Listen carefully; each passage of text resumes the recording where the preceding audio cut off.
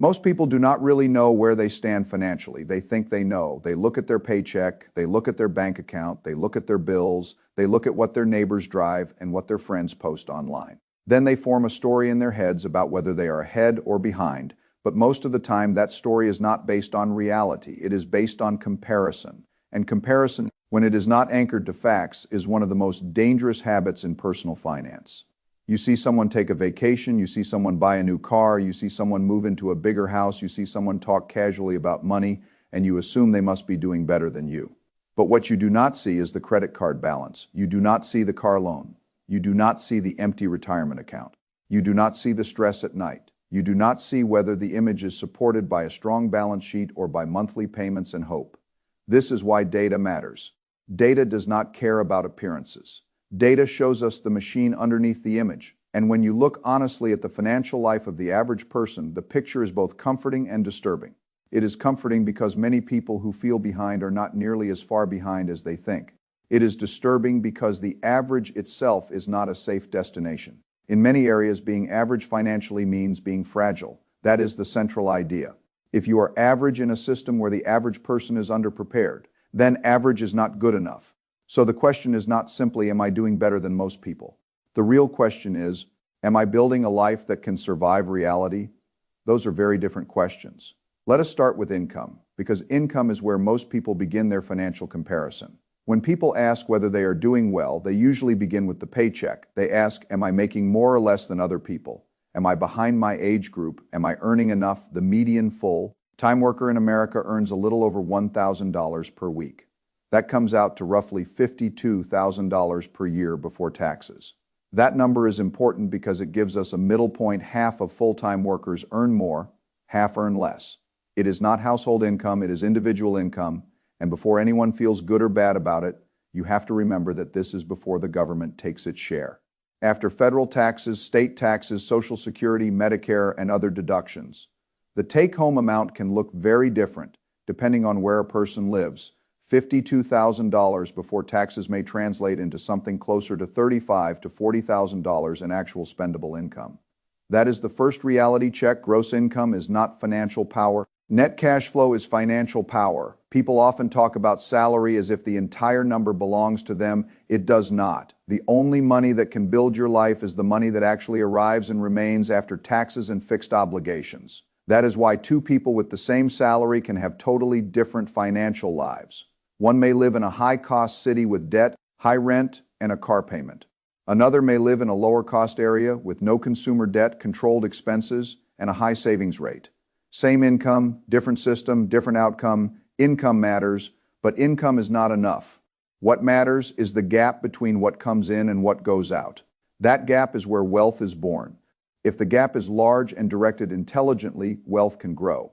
If the gap is small or negative, even a good income can produce no freedom. This is where the average person runs into trouble. The average worker may earn around $52,000 before taxes, but the average household spends a very large amount each month just to maintain life. According to spending data, the average American household spends roughly $5,500 per month over a year. That is about $67,000. Now think about that carefully. If a household spends $67,000 per year, it must bring home at least that much after taxes, just to break even, not to build wealth, not to invest, not to prepare for retirement, just to avoid going backward. That is a high hurdle, and it shows why so many households feel pressure even when they are not poor in the obvious sense. They are not necessarily starving. They may have cars, phones, streaming services, restaurant meals, vacations, and decent clothes. But the machine is fragile. Money comes in, money goes out. Very little remains. The appearance of normal life hides the lack of surplus. That is why I pay so much attention to savings rate. A person's income tells you something. A person's spending tells you something, but a person's savings rate tells you whether the system is moving toward freedom or toward dependence. The average American saves about 6% of after-tax income. 6%. That may sound like something, and it is better than zero. But if that 6% must also cover short-term goals, emergencies, car replacement, home repairs, vacations, and retirement, it is usually not enough. If you want to build long-term financial independence, saving 6% is a weak engine. It may keep you from collapsing quickly, but it is unlikely to build the kind of resilience and freedom most people say they want. Most financial experts recommend saving at least 10 to 15% specifically for retirement, and that does not include short-term reserves or other goals. If someone wants to retire early, the required savings rate is usually much higher. So when we look at the average, we have to be careful. The average may make someone feel less alone, but the average does not necessarily produce a good outcome. This is one of the most important things to understand. Normal and safe are not the same. A behavior can be normal because many people do it and still be structurally dangerous. It is normal to have a car payment. It is normal to carry credit card debt. It is normal to save too little for retirement. It is normal to depend heavily on Social Security. But if normal leads to fragility, then normal is not a wise target. Let us talk about retirement because this is where the numbers become especially uncomfortable. The median retirement savings for Americans who have retirement accounts is about $65,000. But that number does not include the whole story. A significant share of Americans have no retirement account at all. Zero, no IRA. Number 401k, no pension account, no dedicated retirement savings. That means a large group of people are effectively planning, whether consciously or not, to rely heavily or entirely on Social Security. That is not a plan, that is dependence on a system under stress. Even among those who do have retirement savings, the balances are often small relative to the size of the problem. Young workers under 25 often have very little saved, which is understandable. They are just beginning. People aged 25 to 34 may have a median balance around $14,000. That is better, but it is still not a strong base if someone has been working for several years. By age 65 and older, the median retirement balance rises to around $88,000 at first glance. That may sound like a meaningful sum, but you have to translate it into income. If someone retires with $88,000 and withdraws 4% per year, that produces roughly $3,500 annually, less than $300 per month. That is the part people need to feel, not the lump sum, the income stream, because retirement is not funded by a balance, it is funded by cash flow. A person does not live on the headline number in the account, they live on what the account can safely produce. $300 per month will not cover groceries, utilities, healthcare, transportation, insurance, housing maintenance, and everything else that life requires. Even if the house is paid off, $300 is not enough. This is why the retirement data should be a wake-up call. If the average older American has savings that translate into only a few $100s of monthly income, then the average retirement system is weak. That does not mean every individual is doomed, but it does mean that relying on the average path is dangerous. Then there is Social Security. The average Social Security benefit is around $1,550 per month, or about $18,600 per year. That is meaningful for many retirees. It is the central income source, but it is not luxury. It is not high financial freedom. It is a basic support system, and not everyone receives the average. Benefits depend on work history and earnings history. People who earned less or had gaps in employment may receive less. If someone has little savings and a modest Social Security check, retirement becomes a tight constraint. Every rent increase matters. Every medical expense matters. Every insurance increase matters. Every food price increase matters. Inflation becomes a direct threat. This is why I think it is prudent to build a retirement plan that does not depend entirely on Social Security working exactly as hoped. Any Social Security benefit should be helpful, but if the entire plan collapses without it, the plan is fragile. Again, the principle is resilience. A good financial life is not one that works only if every assumption is perfect. A good financial life works across different conditions. Now let us look at spending in more detail. The average household spends about $1,885 per month on housing. That includes rent or mortgage, property taxes, insurance, utilities, and maintenance. For many households, especially in major cities, this number may seem low. In expensive places, housing alone can swallow far more. Housing is usually the largest expense because shelter is essential, but when housing absorbs too much of income, every other part of the financial system becomes strained. Then food. The average household spends around $691 per month on groceries and dining out over a year. That is more than $8,000. Food is also essential, but the mix matters. Groceries and restaurants are not the same. Convenience spending, delivery fees, dining out, and impulse purchases can quietly expand the food budget without people noticing. Then transportation. The average household spends about $913 per month on transportation, including car payments, insurance, fuel, maintenance, and public transportation. Nearly $11,000 per year to move from one place to another. When you combine housing and transportation, you quickly see why many families feel stuck. Housing around $1,800, transportation around $900 together, roughly $2,700 per month before food, before healthcare, before debt payments, before childcare, before savings, before retirement, before any real wealth building. This is the household machine that millions of people are trying to operate. It is not hard to see why the savings rate is low. The problem is that many people treat each expense separately. Can we afford the rent? Can we afford the car payment? Can we afford the insurance? Can we afford the subscription? Can we afford the vacation? But the household does not experience expenses separately. The household experiences the combined system. A car payment that looks manageable alone may be destructive when combined with rent, food, credit card debt, and retirement underfunding. The right question is not, can I afford this one expense in isolation? The right question is, what does this expense do to the whole system? This brings us to credit cards. The average household carrying credit card debt owes more than $9,000. That is a very important number because credit card debt is one of the most expensive forms of ordinary debt.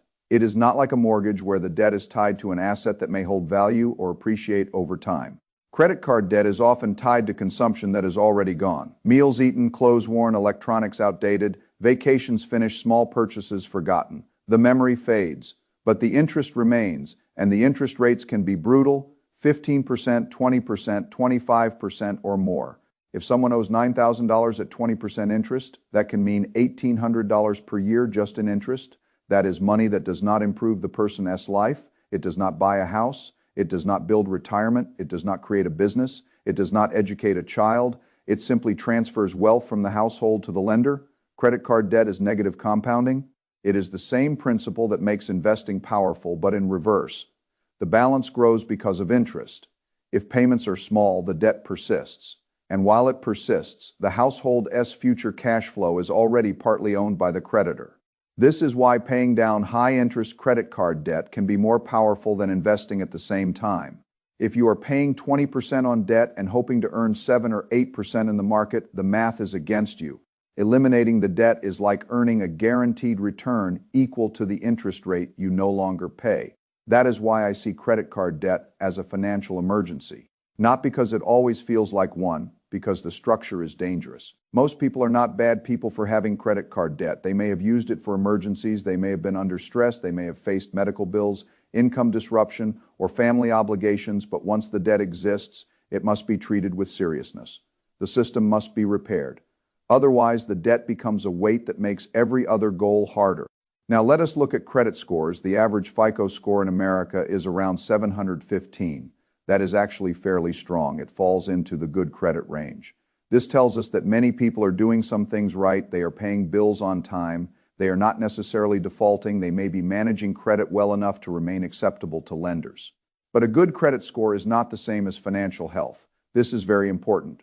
A person can have a good credit score and still have too much debt. A person can have a strong borrowing profile and a weak net worth. A person can be attractive to lenders because they reliably pay interest while still failing to build wealth. The credit score measures how the person behaves as a borrower. It does not measure whether the person is free. The financial industry often rewards people for being good debt customers, but financial independence requires more than being a good debt customer. It requires ownership, savings, investment, and resilience. So yes, maintain a good credit score, pay bills on time, keep credit utilization low, do not open unnecessary accounts just to chase small discounts, but do not confuse the score with the objective. The objective is not to be able to borrow more. The objective is to need to borrow less. Now we come to net worth, which is one of the most useful measurements of financial health. Net worth is simple. What you own minus what you owe. Add the value of your house, retirement accounts, bank accounts, investment accounts, vehicles, and other meaningful assets. Then subtract the mortgage, credit cards, student loans, car loans, personal loans, and other liabilities. The number left is net worth. The median net worth for American households is about $122,000. That sounds more substantial than many of the other numbers. But again, age matters. Under 35, median net worth is less than $14,000. A young person just starting out does not need to panic about that, but someone approaching the mid-30s with no assets, no savings, and no plan should take the number seriously. From 35 to 44, median net worth rises to around $91,000. from 45 to 54, around 168,000; from 55 to 64, around 212,000; from 65 to 74, around 266,000. These numbers can feel encouraging or discouraging depending on where you stand, but the more important point is that they are achievable for many people with reasonable income and consistent discipline. Not guaranteed, not easy, but achievable. You do not necessarily need to be a genius investor to beat the median net worth path. You need to spend less than you earn, avoid high-interest debt, invest consistently, keep costs controlled, and let compounding work over time. That sounds simple, but simple is not the same as easy. The reason many people do not do it is not that the formula is hidden. It is that the behaviors are hard to sustain in a culture designed to make spending feel normal and saving feel restrictive. Everywhere you look, there is a message telling you to consume: new car, better phone, bigger home, vacation, subscription, upgrade, delivery, convenience, status, comfort. Now, the system is very effective at turning income into spending. So if you want to build wealth, you must consciously create a system that turns income into assets. That is the difference. Income can become consumption, or income can become ownership. If it becomes consumption, it disappears. If it becomes ownership, it compounds. Now let us think about retirement age. The average retirement age in America is around 61. At first, that may sound encouraging. Many people imagine 65 or 67. Retiring at 61 sounds like a victory, but the number has a hidden problem. Full Social Security benefits may not begin until later, often around 67 depending on birth year. If someone retires at 61, there may be 6 years to bridge before full benefits. Where does the money come from during those 6 years? If the retirement account is small, those years can be very difficult, and retirement can last a long time. Someone who reaches 65 may live another 19 to 21 years on average, and many will live longer. If a person retires at 61, retirement could last 25 years or more. That is a long period to fund, and it is not only the number of years that matters, it is the quality of those years. The healthiest years of retirement may come early. If someone spends the first years of retirement financially stressed, unable to travel, unable to enjoy time, unable to handle health costs, the freedom they imagined may not appear. This is why retirement planning is not only about leaving work, it is about replacing income with a durable system. A paycheck is a stream. Retirement assets must become a stream. If the stream is too small, retirement becomes dependence. That is why the average retirement savings numbers are so concerning. A person can work for 40 years and still arrive at retirement with too little income, producing capital if the system was never built properly. That is not a personal failure alone. It is also the result of poor financial education, high living costs, cultural pressure, stagnant savings habits, and a system that encourages consumption and debt. But understanding the system does not remove personal responsibility. It clarifies where responsibility must be applied. If the average outcome is weak, then you must choose not to be average. That is the empowering part. The bar is not impossibly high to do better than average. You do not need perfection. You need a few important behaviors repeated consistently. Save more than 6%. Avoid carrying credit card debt. Invest regularly. Keep housing and transportation from consuming the entire budget. Build an emergency fund. Use retirement accounts. Increase savings when income rises. Do not let lifestyle absorb every raise. Understand what you own. Keep costs low. Stay invested. These are not secrets, but because most people do not execute them consistently, execution itself becomes an advantage. In markets and in life, you do not always need a complex edge. Sometimes you need to avoid the common mistakes that everyone else accepts as normal. If the average household spends $5,500 per month, and you can design a comfortable life at $4,500 per month, you have created $1,000 per month of surplus. That is $12,000 per year. Over time, invested consistently, that can create a completely different life. If you avoid $9,000 of credit card debt, you avoid hundreds or thousands of dollars in interest. If you save 15% instead of 6%, the compounding engine grows much stronger. If you invest in low-cost diversified funds instead of leaving everything in cash, you allow productive assets to work for you. If you start early, time becomes an ally. If you start late, discipline must be stronger, but progress is still possible. The average numbers are not destiny. They are reference points. They show where the crowd is. But you are not required to end where the crowd ends. That is the choice. The most important gap revealed by these statistics is the gap between what people say they want and what their behavior produces. Most people say they want financial security. Most say they want to retire comfortably. Most say they want less stress. Most say they want freedom. But the average behaviors do not produce those outcomes. Low savings, high credit card debt, underfunded retirement, large transportation costs, high housing costs, delayed investing, over-reliance on Social Security. These behaviors produce fragility. If you want a different outcome, you need different behavior. There is no way around that. You cannot wish your way into financial strength while living the pattern that produces weakness. This is where the data is useful. It removes illusion. If you see that the average retirement balance for older Americans may support only a few $100s per month, you can ask yourself, am I on that path? If you see the average savings rate is 6%, you can ask, am I doing better? If you see the average household carries credit card debt, you can ask, am I letting high interest debt eat my future? If you see the average household spends nearly $11,000 a year on transportation, you can ask, is my car helping me or controlling me? If you see the median net worth by age, you can ask, am I moving in the right direction? These are not questions for shame. They are questions for diagnosis. Shame often paralyzes people. Diagnosis helps them act. If you are behind, the right response is not panic. The right response is clarity. Where is the leak? Is it income? Is it spending? Is it debt? Is it housing? Is it transportation? Is it taxes? Is it lack of investing? Is it inconsistency? Is it lifestyle creep? Find the constraint, then work on the constraint. That is how systems improve. You do not fix everything at once. You identify the highest impact bottleneck and address it. For someone carrying credit card debt, the bottleneck may be high interest payments. For someone with no emergency fund, the bottleneck may be liquidity. For someone saving nothing, the bottleneck may be spending awareness. For someone earning too little, the bottleneck may be skill development or career strategy. For someone with savings but no investments, the bottleneck may be financial education and risk understanding. The diagnosis determines the next move. This is why comparing yourself blindly is less useful than understanding the structure. The person earning more than you may be drowning in debt. The person earning less than you may be saving and investing intelligently. The person with the nice car may have no retirement account. The person with the old car may have a high net worth. Appearances are noisy. Balance sheets are clearer. Now, if you are already ahead of these averages, that is good, but it is not a reason to become complacent. Being better than average is not the same as being prepared.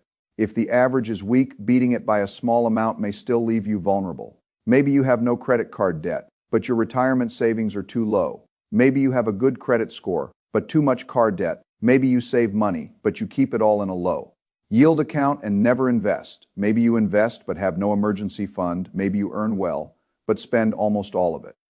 Financial health is multidimensional. It is not one number. It is a system of liquidity, income, spending, debt, assets, taxes, insurance, behavior, and time. Weakness in one part can damage the whole system. That is why the goal is not to win one comparison. The goal is to build a resilient structure. I think of money as a set of flows and reservoirs. Income is an inflow, expenses are outflows, savings are a reservoir, investments are productive reservoirs. Debt is a claim on future inflows. Taxes are a leak. Inflation is a leak. Bad behavior is a leak. The objective is to increase productive inflows, reduce unnecessary outflows, grow reservoirs, and prevent claims on your future from becoming too large. That is the machine once you see it that way. The statistics become more useful. Income of $52,000 is not just income, it is an inflow. Spending of $67,000 per each household is not just spending, it is outflow pressure. Credit card debt of $9,000 is not just a balance. It is a high-cost claim on future income. Retirement savings of $65,000 is not just a balance, it is a weak reservoir if it must support decades. A 6% savings rate is not just a habit, it is a slow engine. Net worth is the result of all of those flows interacting over time. If the flows are healthy, net worth rises. If the flows are unhealthy, net worth stagnates or falls. That is why personal finance is less about isolated decisions and more about system design. The system you build determines the statistics you become. Most people drift into the average outcome because they never designed a system. They earn, spend, borrow, pay, react, and hope. Hope is not a strategy. A strategy is specific. It says, I will build an emergency fund. I will eliminate high interest debt. I will save at least this percentage. I will invest every month. I will avoid lifestyle inflation. I will keep housing and transportation at levels that leave surplus. I will increase income through skills. I will measure net worth regularly. I will not confuse looking successful with becoming financially secure. That kind of plan changes the path. It does not require genius, it requires consistency. And consistency is rare enough to create a large advantage. The good news is that these statistics show how low the bar actually is in some areas. If you avoid credit card debt, you are already ahead of many households. If you have an emergency fund, you are ahead of many. If you save more than 6%, you are ahead of average. If you invest regularly, you are ahead of many people who never begin. If you reach retirement with a portfolio that produces meaningful income, you are far ahead of the median. This should not make you arrogant. It should make you focused. The average person's financial life is not a target. It is a warning. The warning is clear. Do not assume that normal behavior leads to freedom. Do not assume that working for decades automatically creates retirement security. Do not assume that a good credit score means you are building wealth. Do not assume that Social Security will be enough. Do not assume that spending what the average household spends is safe for your income. Do not assume that people who look successful are financially strong. Assumptions are expensive. Facts are useful. When you know the facts, you can choose differently. This is the core principle. You do not control the whole economy. You do not control tax policy. You do not control inflation. You do not control market returns. You do not control Social Security politics. But you do control many of the variables that matter most in your own financial machine.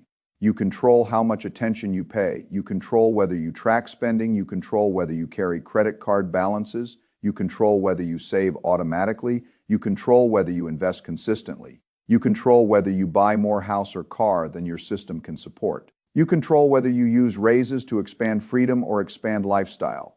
You control whether you learn that is where power exists, not in complaining about the average, in deciding not to become it. If you are young, use the data as a gift. You have time. Time can turn small monthly investments into large future assets, but only if you begin. If you are in your 30s or 40s and feel behind, do not waste energy on regret. Regret is a tax on the present that does not improve the past. Use the diagnosis, increase savings, kill expensive debt, invest systematically, avoid big lifestyle traps, build the machine. If you are closer to retirement and the numbers make you uncomfortable, clarity is still better than avoidance. You may need to work longer, reduce expenses, change housing, delay Social Security, build part-time income, or adjust expectations. Those are difficult choices, but they are better made with facts than with denial. The financial reality of the average person is not hopeless, but it is fragile, and fragility is the thing you must fight. You fight it by creating surplus. You fight it by owning assets. You fight it by avoiding bad debt. You fight it by saving more than the crowd. You fight it by understanding that the goal is not to look normal. The goal is to be free. Most people will not choose that. They will keep doing what the average person does.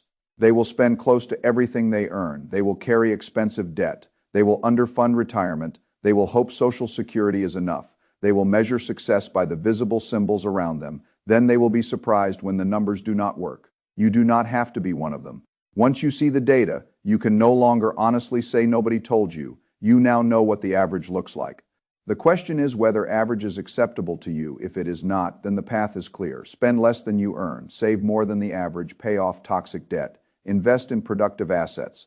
Keep your lifestyle below your income growth. Measure net worth.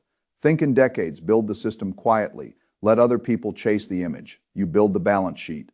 That is how you move from comparison to control. That is how you move from average to resilient. And that is how you make sure that the statistics describe where you started, not where you ended.